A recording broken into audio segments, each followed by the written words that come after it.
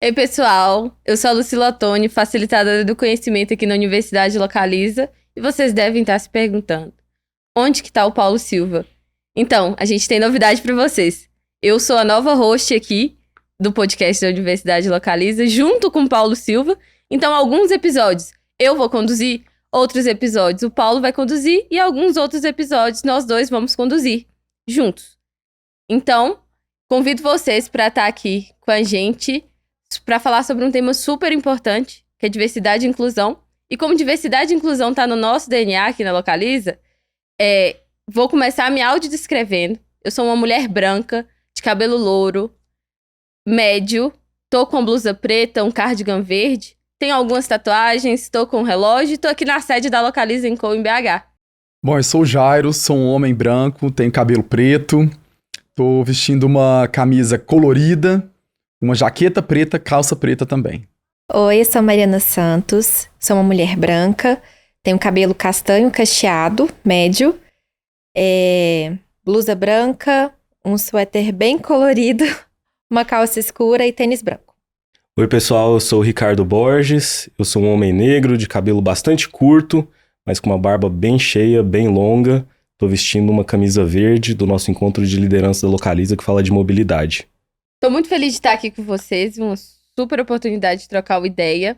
E aí, eu vou começar aqui falando com vocês sobre o que é diversidade e inclusão para vocês. Bom, pra mim, diversidade é aquilo que faz cada pessoa ser única. É como você estivesse chamando a pessoa para ela poder sentar a uma mesa.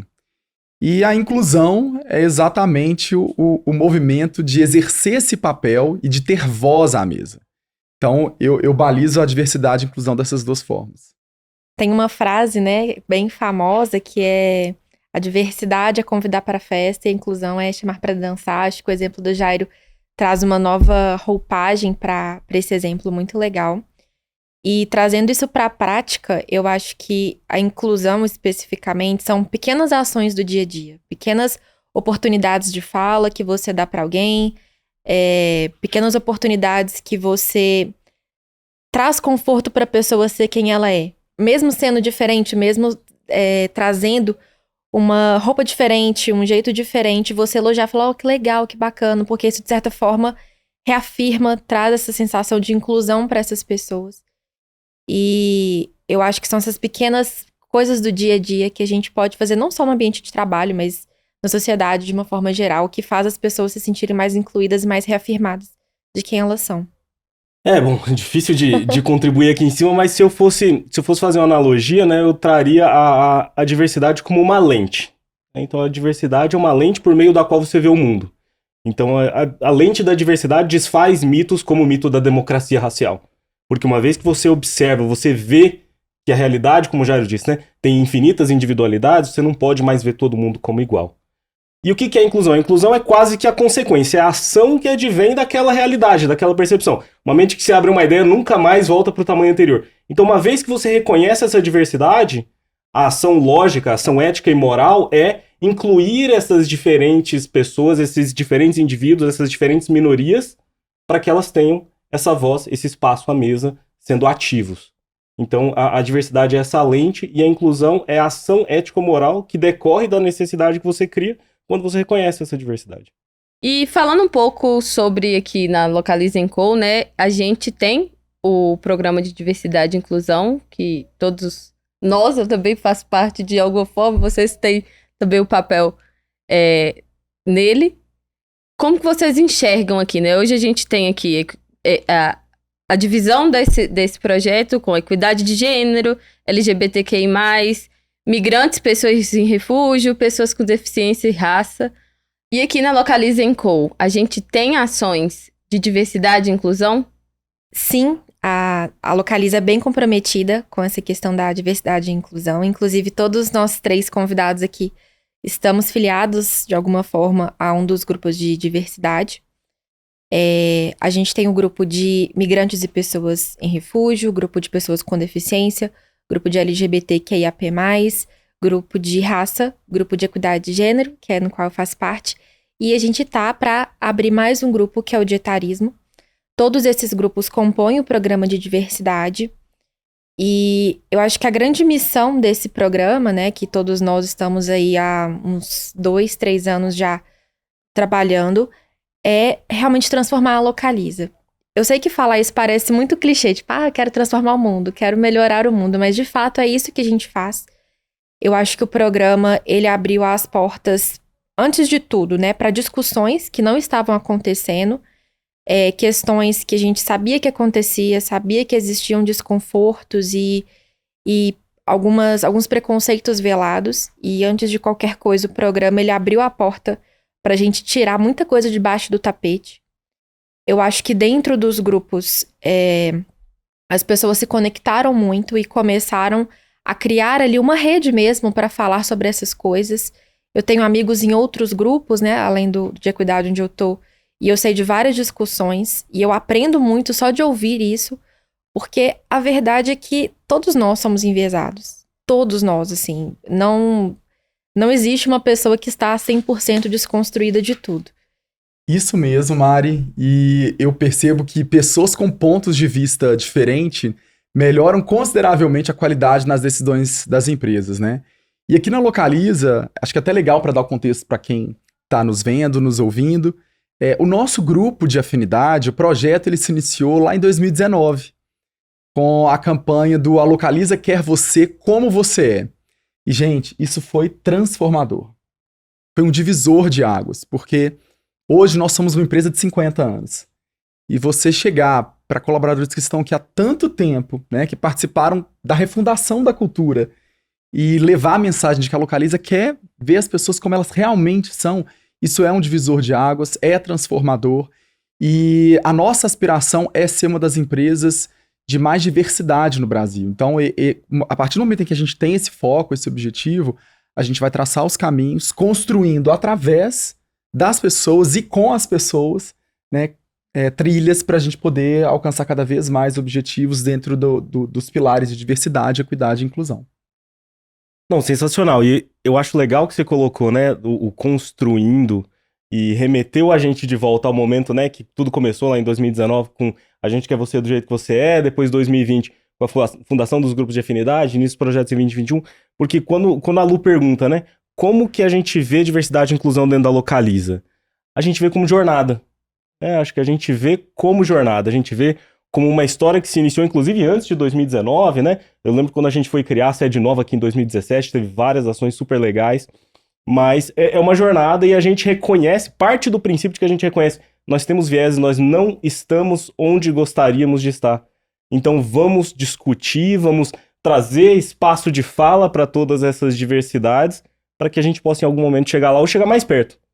Acho que a gente fala muito na Localiza em chegar lá. Não sei se a gente vai chegar nesse lá, dado que ele é um lugar, talvez, teórico, mas a gente quer chegar mais perto. E é um ponto super bacana ter isso na cultura e ver que é um propósito muito real, né? Quando eu tenho quase 3 anos de Localiza, quando eu estava participando das entrevistas, etc., eu conheci algumas pessoas que estavam aqui e esse foi um dos pontos que eu perguntei, né? Como é que é diversidade e inclusão aí? Assim, é real? Tá na cultura? E foi muito positivo o feedback, sabe? Então isso é muito importante, porque as pessoas querem estar em locais onde elas se sentem inclusas, bem, etc. E esse feedback foi um dos pontos da minha decisão. Então eu queria compartilhar porque foi muito bacana quando eu tomei a decisão de vir pra cá. Esse evento, assim, né, que o Jairo e o Ricardo falaram, do A Gente Quer Você Como Você É, pra mim foi muito histórico o primeiro dia depois que tiraram o dress code. Porque as pessoas vieram, cada uma, assim, veio com uma estampa, às vezes uma blusa de filme, uma estampa com alguma coisa que remetia à infância dele. E foi o dia que eu entendi, gente, olha o tanto que a gente não conhece sobre as pessoas. Porque o dress code, né, a roupa executiva, de certa forma, ela uniformiza a gente. E quando você tira aquilo, você fala, isso aqui é minha identidade. Eu lembro que foi um dia que eu nunca vou esquecer mesmo, porque eu olhava para as pessoas e falava, caramba, eu não imaginava que essa pessoa gostava disso, eu não imaginava que essa pessoa tinha esse estilo, eu não imaginava que essa pessoa gostava desse desenho. Então foi muito revelador, acho que permitiu a gente se conectar em outros níveis, assim, que antes não tinha. Então foi muito legal esse dia. Marcou muito minha jornada aqui. E pensando assim, no dia a dia de vocês, todos, né, participam aí como líder, co-líder, de alguma forma, né, tá ali muito próximo do programa. Quais foram os principais desafios, assim, durante a trajetória?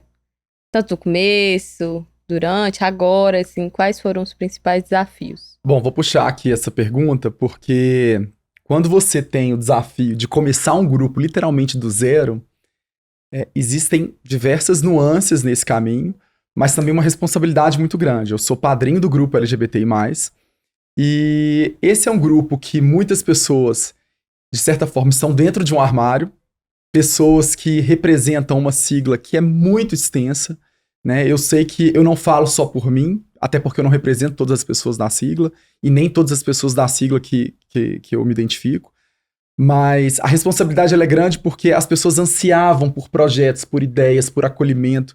E, gente, já parou para pensar a gente representar uma sigla, como eu estou dizendo aqui, que é uma sigla tão extensa, com ideais tão diferentes? Pessoas que passaram por outras empresas, por outras culturas, que são do Brasil, pessoas que vieram de fora, que vieram do interior, de outra cidade do país. O nosso país já é um país que tem uma cultura tão diversa. E quando você faz essa pergunta em relação aos desafios do grupo, me vem à mente a responsabilidade que eu tenho como padrinho do grupo de afinidade LGBTI+, de levar a voz para a diretoria sobre a representatividade de todas essas pessoas na companhia. Porque cada um pensa de um jeito, cada um tem uma história, cada um tem um contexto, e a gente precisa respeitar, entender que cada pessoa é singular na sua forma de viver e de ver a vida.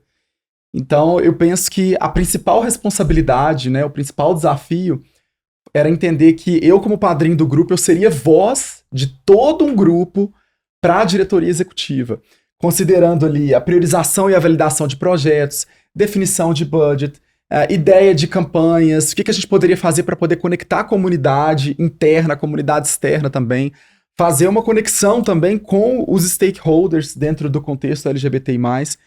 E assim, até hoje eu percebo que de 2019, 2020, quando o grupo foi criado, a gente avançou muitos passos.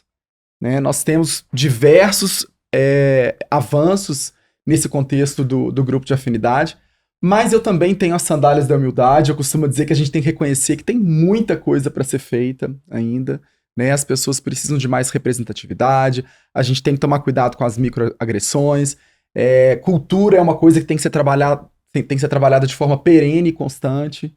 Então, eu percebo que de uma forma geral, Lu, existe ainda um desafio que sempre vai dar esse frio na nossa barriga. Representar tanto as necessidades de um grupo que é tão extenso, tão plural. Concordo. Acho que se eu fosse emendar nisso, então, esse desafio essencial que o Jairo colocou, que é o desafio de ser representante, de fazer esse papel de representante, eu colocaria, de repente, um par de outros, Acho que tem um primeiro desafio que eu colocaria, que é o desafio de gestão de expectativa. Eu lembro que quando a gente começou os grupos em 2020, como qualquer nova iniciativa que tem muita boa vontade por trás, surgiu aquela grande vontade de transformar o mundo em 60 dias. E, cara, isso não funciona em lugar nenhum, na minha experiência, mas não é o jeito Localiza de fazer as coisas. A gente trabalha com consistência, um passo firme atrás do outro, e conseguir gerenciar as expectativas da organização e das pessoas que agora se sentiam representadas, Todo mundo falou, agora vai. Não, vai. Mas a gente não vai chegar lá em 60 dias, a gente não vai chegar lá nem em 6 meses. Então acho que teve esse primeiro desafio que não foi difícil sair da inércia. Foi desafiador que a gente conseguisse dar um passo, dar um ritmo, Acho que o nosso CEO fala muito disso, da marcha de 20 milhas. Foi criar um ritmo que fosse suficientemente desafiador, mas que permitisse a gente seguir naquele ritmo para chegar muito longe no futuro. E aí, claro, hoje olhando 2, 3 anos depois, tem um outro desafio que é o do não arrefecimento. A gente trabalhou com algumas consultorias, entramos aí em alguns grupos, de outras empresas que estão trabalhando no tema, e é muito nítido e claro, depois de 18, 24, 36 meses, há um arrefecimento do tema, porque as pessoas celebram as primeiras pequenas vitórias, mas aí daqui a pouco pequenas vitórias deixam de ser celebradas, As pessoas daqui a pouco começam a perder fé, perder momento, e elas sentem, nós não vamos transformar a empresa, nós não vamos transformar o país. Tem uma frase famosa, né, em inglês, que change happens slowly and then suddenly. Então a mudança ela vai acontecendo devagarzinho e quando você vê tudo mudou. A gente ainda tá na fase do devagarzinho, porque a construção de todos esses preconceitos, essas discriminações, essas violências, é uma construção de milênios. Então a gente vai levar algum tempo para chegar nesse de repente, para chegar nesse suddenly. Então acho que tem esses dois desafios. Teve o primeiro de não vamos com sede demais ao pote, e aí teve o segundo que foi de agora a gente precisa manter essa chama acesa. Muito bom. Isso, e tem um outro desafio, assim, que desde o início a gente lida com ele, e algo que vamos lidar por muito tempo, que é o que eu chamo de estourar a bolha do recorte de diversidade. O que isso significa? Eu, por exemplo, tô no grupo de equidade de gênero, e pra gente de fato atingir a equidade de gênero, eu preciso que todos os gêneros estejam engajados, né? Um exemplo aqui, uma das principais questões que causa desequilíbrio de gênero é a vida doméstica, onde a mulher é muito mais sobrecarregada do que o homem. E se você tem ali uma família onde a mulher, né, ela tá assumindo todas as atividades domésticas de cuidar da casa, do filho, da família, e o homem não tá engajado com isso, como que você vai ter equidade de gênero? Né? Ela tá muito menos disponível para se capacitar, para fazer outras coisas voltadas ao trabalho do que ele. E o desafio é como que eu faço o homem se engajar numa pauta que não tá doendo tanto nele. Isso vale para todo mundo, né? Pro grupo da LGBTQIA+, grupo de raça, né? Então é um desafio que a gente tem, como que a gente faz isso chegar em todas as esferas de diversidade.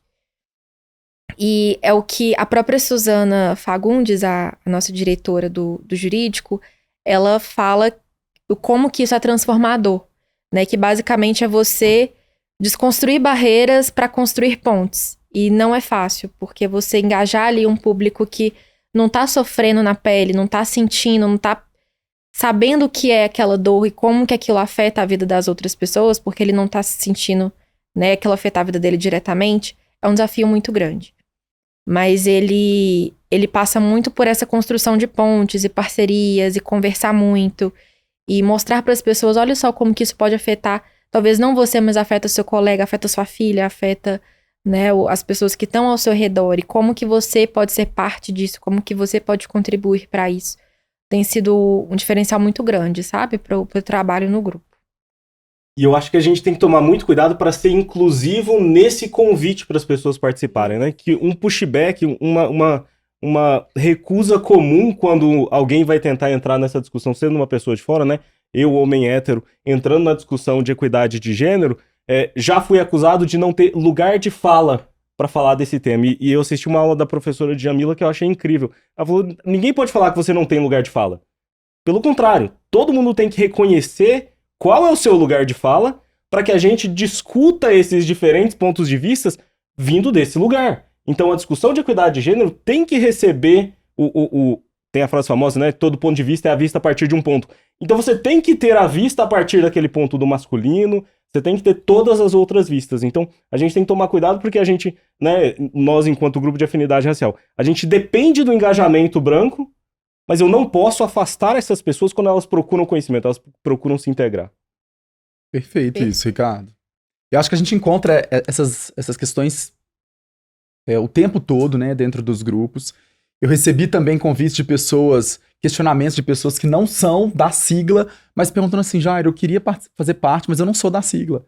Mas é justamente aí que a gente precisa contar com você, né? A gente precisa levar esse engajamento, levar esse conhecimento, porque se a gente quer transformar uma cultura, não é com o mesmo perfil que a gente vai conseguir alcançar. A gente precisa dar pluralidade em todo o grupo também. Aproveitando que a gente já tá falando um pouco disso, então, assim, para quem quer aprender sobre letramento ou outras formas introdutórias de diversidade, o que vocês, assim, podem falar? Por onde podemos começar? Quais são os caminhos, assim? Eu tenho um início para quem quer aprender um pouco mais, principalmente quando a gente olha o universo de letramento LGBT+, a primeira coisa é o furar a bolha. Qual é o ambiente que eu estou?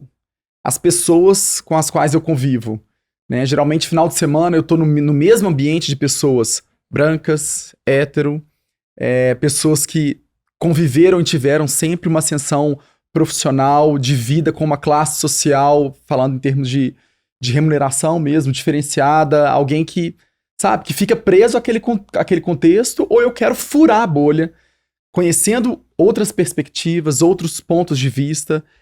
Eu recomendo muito as pessoas a seguirem pessoas que são totalmente diferentes do convívio. Gosto muito de reflexões da Rita Von Hunt, por exemplo, né, que é a persona drag do Guilherme, que é um professor de sociologia, uma pessoa extremamente estudiosa, youtuber, ator, professor, enfim.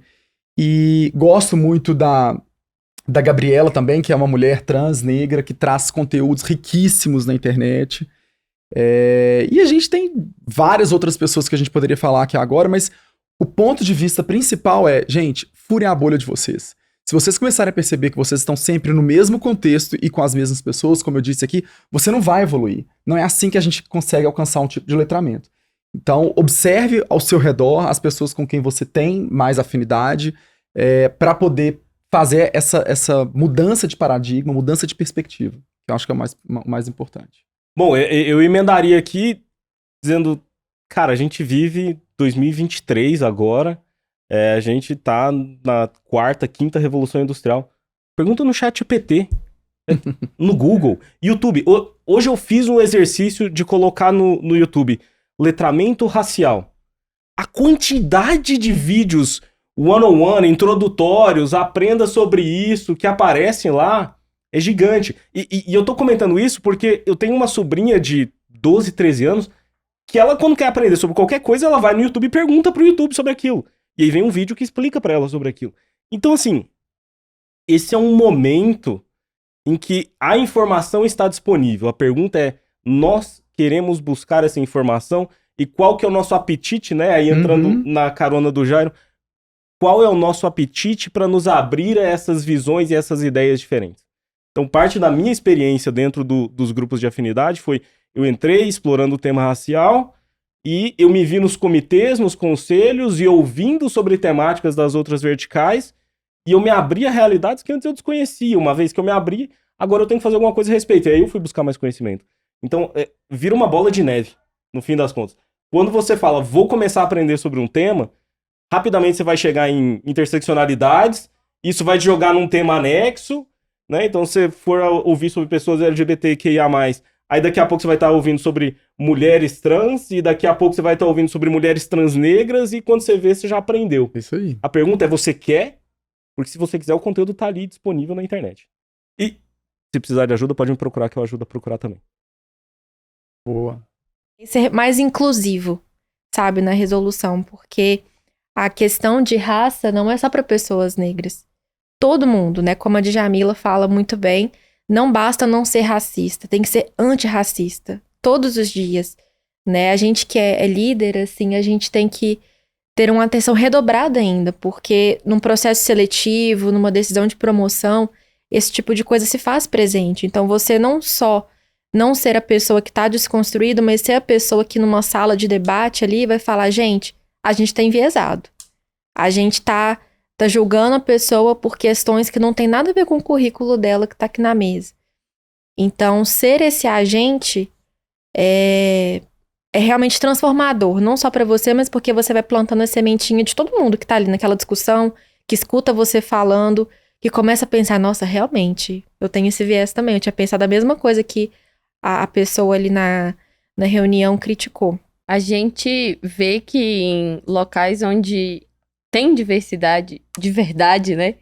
A gente ganha não só, né, no ambiente, mas também ganha na construção dos nossos produtos, serviços, no bem-estar, enfim, né?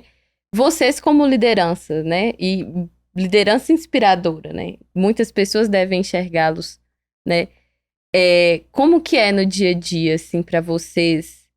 Quais são as ações que vocês fazem? Além de já estar como líderes do grupo de afinidade, mas assim, no dia a dia, como que vocês enxergam isso, assim?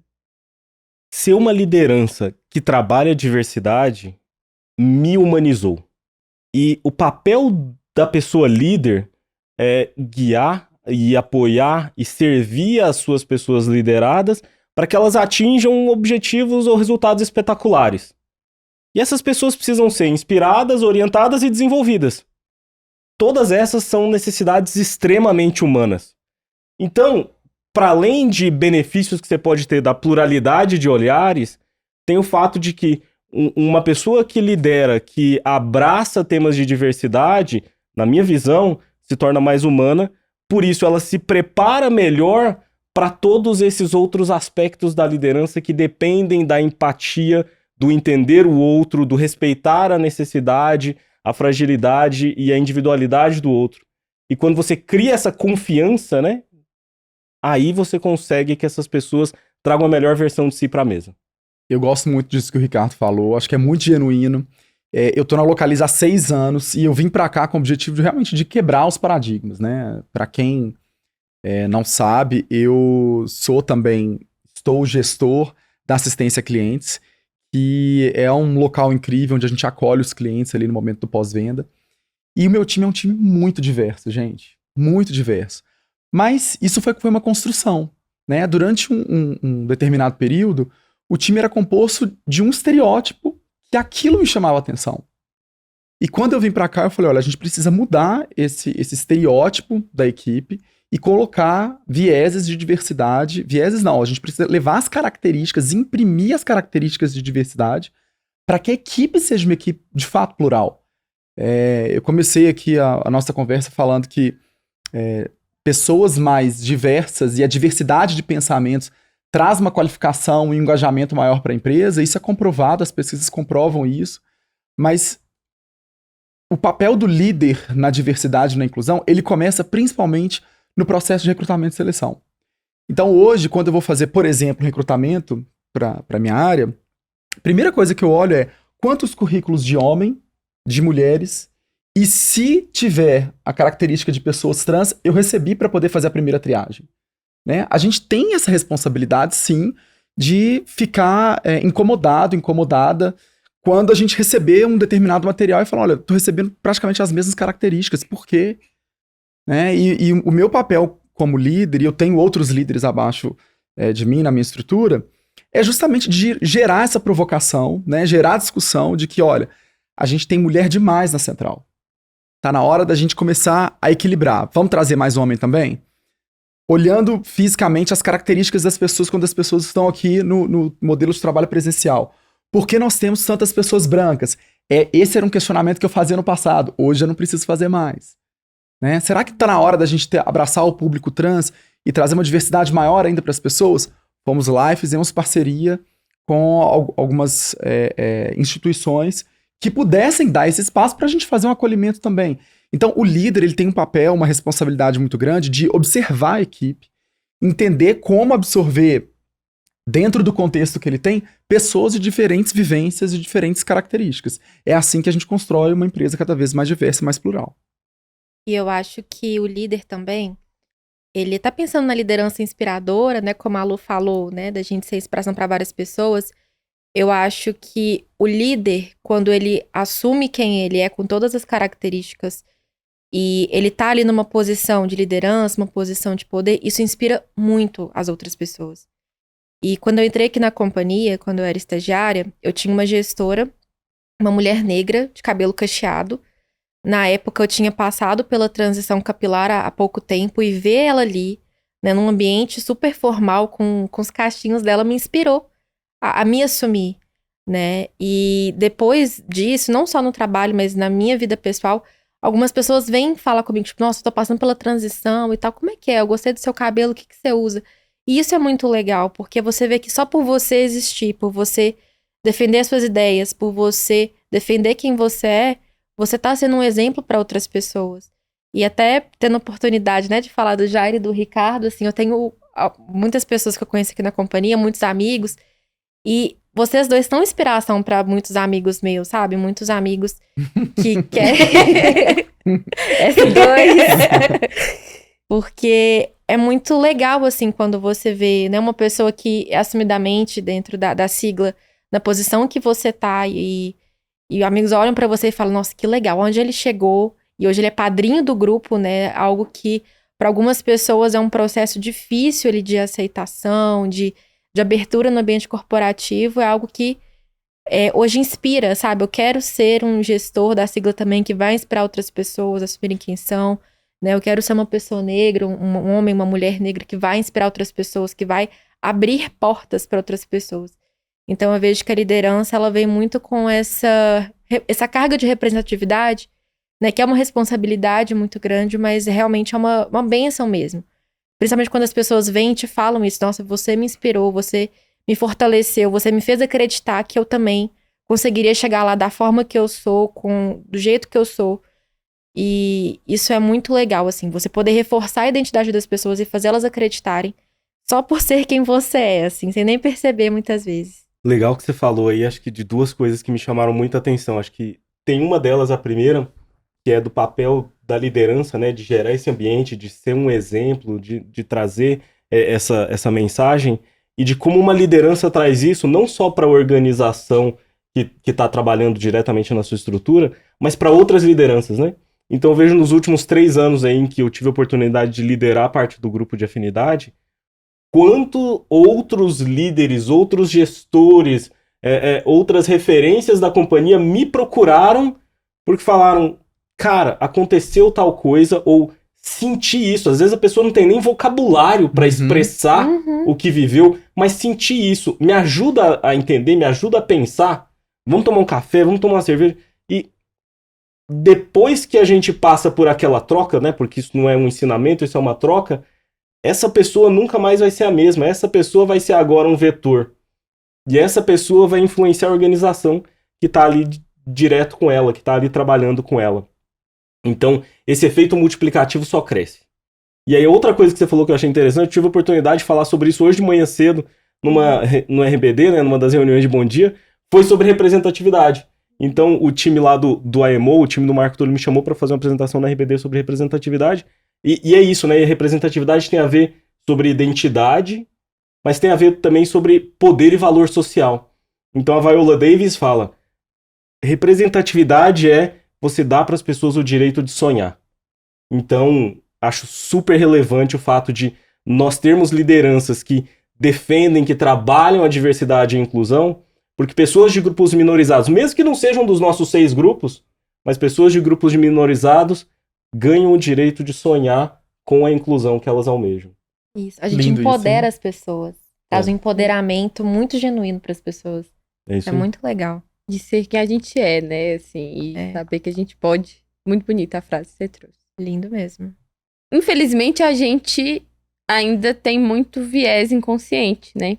E acaba que no dia a dia, pode ser ali, até sem intenção, a gente faz algumas microagressões. E como lidar com isso? Assim, se você vê, ou até mesmo se você faz, como no dia a dia a gente pode lidar com isso, né? Olha, a forma como eu lido com isso é pedindo desculpa. Se acontecer alguma coisa, já aconteceu uma vez que eu falando, depois eu parei e refleti, eu falei, nossa, eu acho que teve uma conotação racista, isso que eu falei. Chamei a pessoa e pedi desculpa pra ela.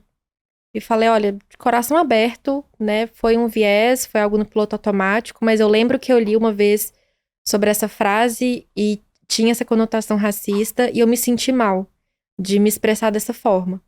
E ficou tudo bem, assim, porque eu acho que, obviamente, depende muito do nível da agressão, tem agressões que não fica tudo bem, mas quando é algo de microagressão mesmo, e quando você percebe que existe na pessoa uma vontade genuína de reconhecer que, olha, não foi legal, desculpa, tô aprendendo e eu quero que a gente construa juntos algo melhor, assim. Eu acho que quando vem desse lugar genuíno, as pessoas, ela tem uma abordagem sempre muito acolhedora, sabe? Tipo, olha, ok, tem sempre aquela questão, não é a primeira vez que isso acontece, né? Eu entendo.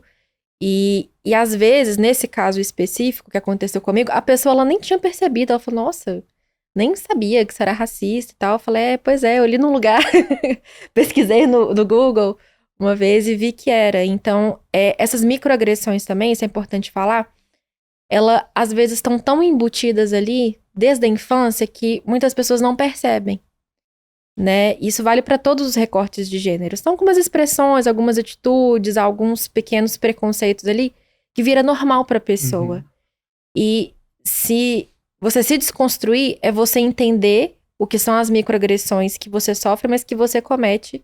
E você ir ele aos poucos, depois que você aprende, você chama a atenção da pessoa. Olha, a gente não pode falar essa frase. Eu sei que é normal, eu sei que você não fez por nenhuma má intenção, mas essa frase vem desse contexto, ela tem essa conotação. E muitas pessoas se sentem dessa forma quando elas escutam essa frase. Elas se sentem atingidas dessa forma. Então, vamos tomar um cuidado, sabe? E eu acho que o mais importante, qualquer conversa de diversidade, qualquer conversa de desconstrução de viés, é a abordagem que você usa. Porque aprender, como eu falei no início, né? Todos nós temos vieses. Todos nós estamos em processo de desconstrução. Então, eu prego sempre por uma abordagem educativa. Quando cabe, né? Uma atitude educativa. Tem agressões que são muito graves, aí é outra coisa. Às vezes cabe até uma atitude legislatória, né? Mas quando é algo que é, de fato, algo que cabe uma atitude educativa, eu acho que é o que mais constrói, sabe? A questão de você desconstruir os vieses para construir coisas mais positivas, construir uma sociedade melhor. E o que você puder passar por essa abordagem de ensinar, de falar, de expressar sentimentos, porque eu acho que o mais importante da microagressão é isso. Como eu me sinto, como o outro se sente. Porque a gente não sente nada quando você faz esse tipo de microagressão. Mas a pessoa sente. E você poder falar sobre isso, sobre o sentimento, é o que eu percebo que mais muda. Tipo, nossa, eu não imaginava que a pessoa se sentia dessa forma. Né? Pra mim era algo inofensivo, era algo que eu falo desde que eu sou criança. Então a abordagem educativa pra mim é o que foi mais contributivo, sabe? Pra minha jornada. Bom, e a Mari colocou muito bem aqui o ponto de vista dela em relação a microagressões. E eu vou dar um passo atrás para poder trazer o conceito, né? O que é, de fato, na prática, uma microagressão? Bom, as microagressões são aquelas piadas, aqueles comentários totalmente descabidos, né? E trazendo um pouquinho para a realidade do grupo de afinidade LGBTI+. Poxa, abrindo aspas. Aquela pessoa bissexual, ela tá em cima do muro. Que pessoa indecisa. Nossa, mas já tem gay demais nesse lugar. Olha só, eu sei que ela é sapatão, mas precisa vestir daquela forma. Tudo isso acaba sendo de forma automática, em alguns momentos, mas é muito ofensivo. E, gente, pode parecer bobagem, mas as microagressões, elas têm consequências terríveis. Porque, a partir de uma microagressão, a gente pode despertar gatilhos que a gente não imagina dentro das outras pessoas. Né? Então, assim, tá na hora da gente olhar pra frente, entender que o mundo mudou e não dá pra gente aceitar esse tipo de comentário mais. Então, quando você perceber que você fez algum tipo de comentário inapropriado, por favor, se retrate, né? A Mari deu um excelente exemplo dela aqui, na prática, de como se retratar. Você não precisa ser agressivo contra a pessoa, agressiva, mas se retrate, peça desculpas, explique qual que é o seu ponto de vista, né? Porque a gente precisa aprimorar e a gente está aqui para poder respeitar todas as pessoas.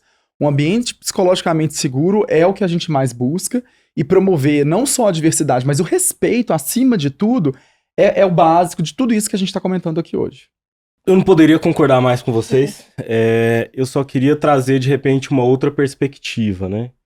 Eu acho que vocês trouxeram aqui uma perspectiva muito legal das pessoas que partilham do nosso ponto de vista. São das pessoas que acreditam na vocação de diversidade e inclusão. Infelizmente o mundo mudou, mas nem todas as pessoas do mundo mudaram. E a gente sabe que tem gente para quem essas microagressões são deliberadamente parte do seu dia a dia, da sua construção, e elas fazem questão de ser daquele jeito.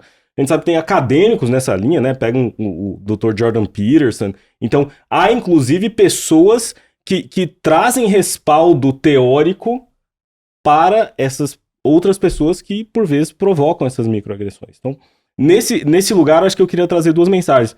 Na Localiza &Co não se tolera microagressões.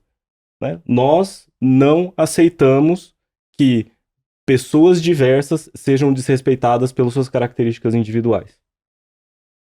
E aqui dentro, se depois de uma tentativa educativa, de trazer o contraditório, de explicar o que aconteceu, por que que aquilo não é adequado, se pelos caminhos legais a gente não consegue levar a pessoa a mudar a sua atitude, parar de falar, nossa, até parece homem mesmo.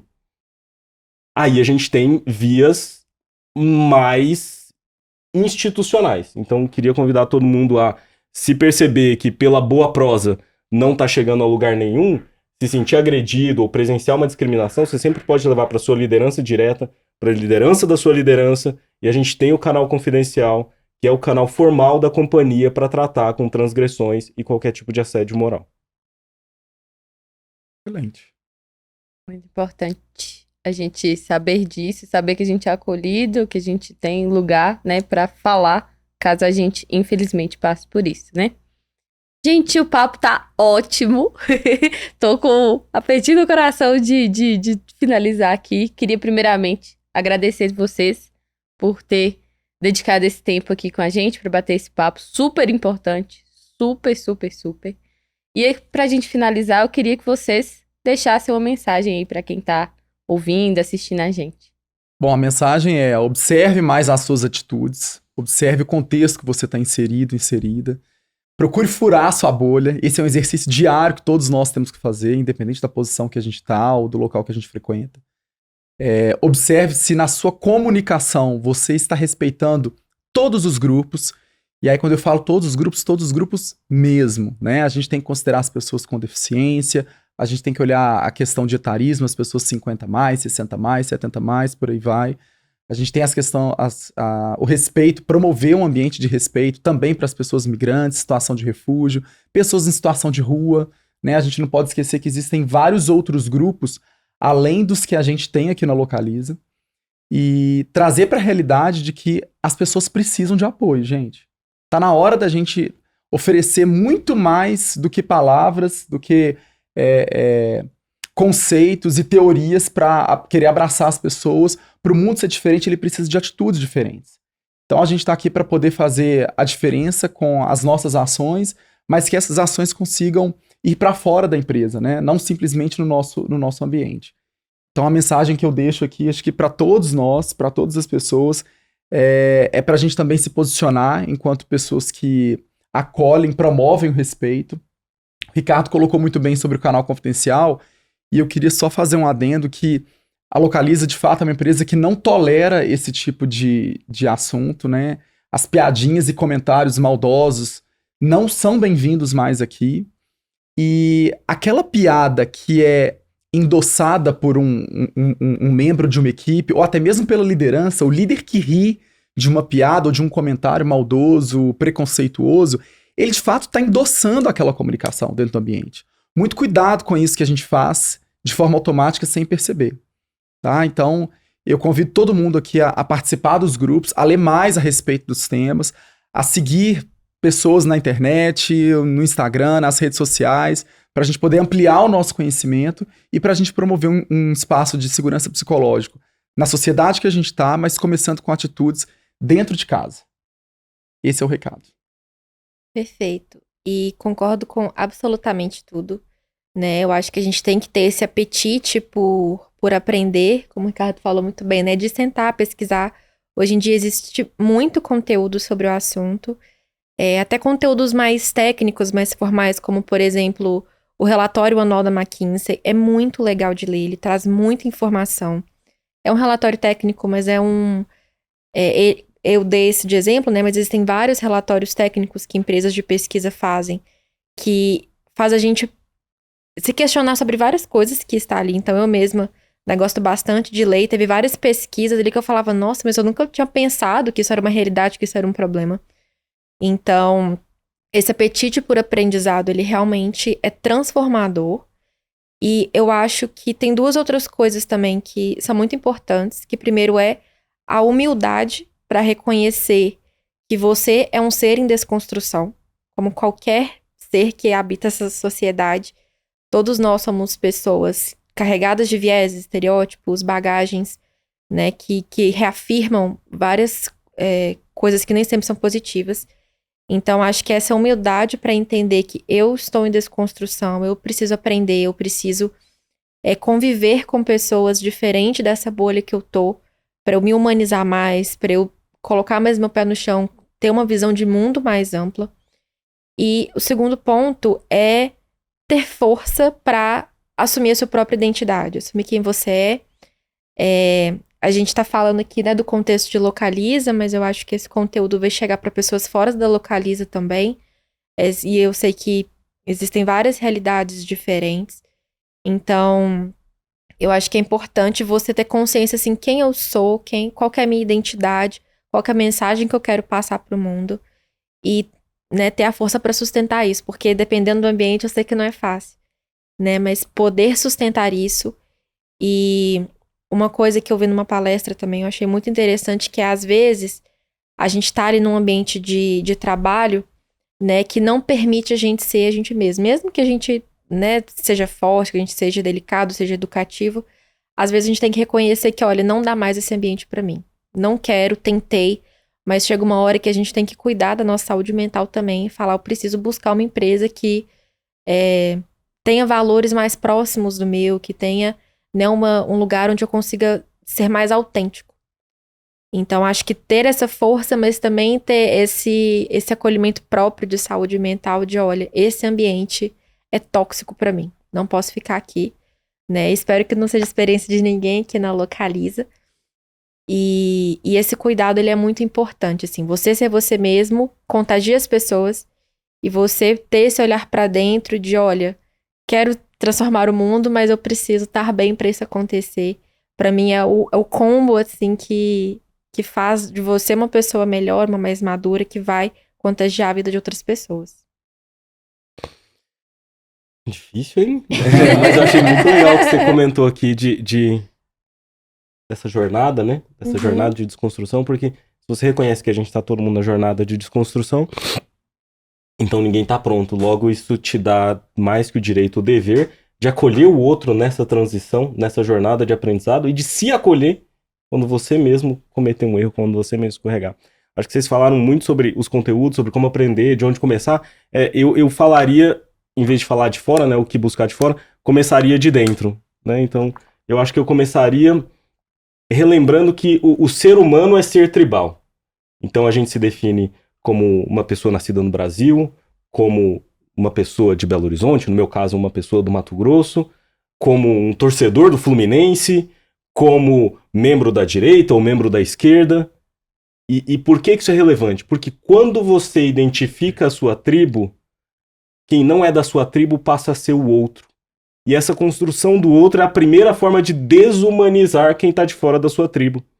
E se você desumaniza, você invisibiliza, né? Então, se eu sou hétero, eu entendo que só existem dois gêneros e só tem homem e mulher hétero, então automaticamente eu invisibilizei todas as outras denominações da sigla. Então é super importante que a gente comece nessa jornada de diversidade e inclusão reconhecendo quais são as nossas tribos, porque a gente vai reconhecer quais são os nossos vieses de invisibilizar, de trazer invisibilidade para as outras pessoas. E se a gente traz visibilidade, automaticamente a gente humaniza essa outra pessoa.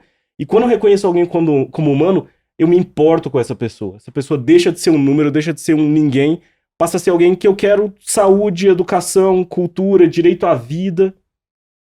E aí, uma vez que eu gostaria que essa pessoa fizesse isso, tivesse acesso a essas coisas, de alguma forma, em algum grau, eu me sinto responsável por participar na obtenção desse sucesso por essa pessoa. Então, acho que tudo meio que começa de você se identificar, né, quais são as suas limitações, porque você as desconstrói e, em função disso, você se convida a agir. E aí você vai, consome conteúdo, conversa com pessoas, reconhece que essa é uma jornada que vai te levar a vida inteira e é feliz. Isso. Vou só trazer uma pitadinha aqui pra fechar. Gente, tem uma frase que eu gosto muito do Paulo Freire, que é assim: a diversidade acontece com as diferenças, quando a gente aprende com as diferenças e não com as igualdades.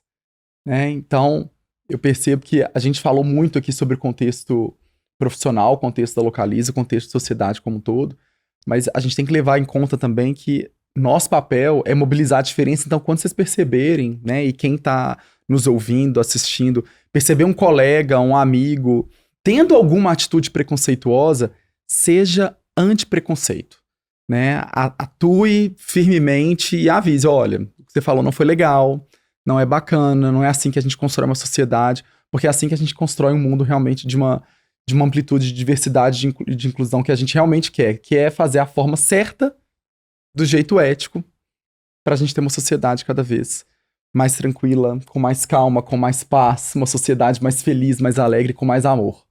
Esse é o ponto. Perfeito. Muito obrigada, gente, de verdade. Foi muito importante. Quero agradecer também quem tá nos assistindo, nos ouvindo. Esse episódio e os outros episódios estão disponíveis em todas as plataformas de streaming e também no YouTube da Universidade Localiza. Até logo, vejo vocês nos próximos episódios. Tchau! Valeu, pessoal. Tchau, tchau. Tchau.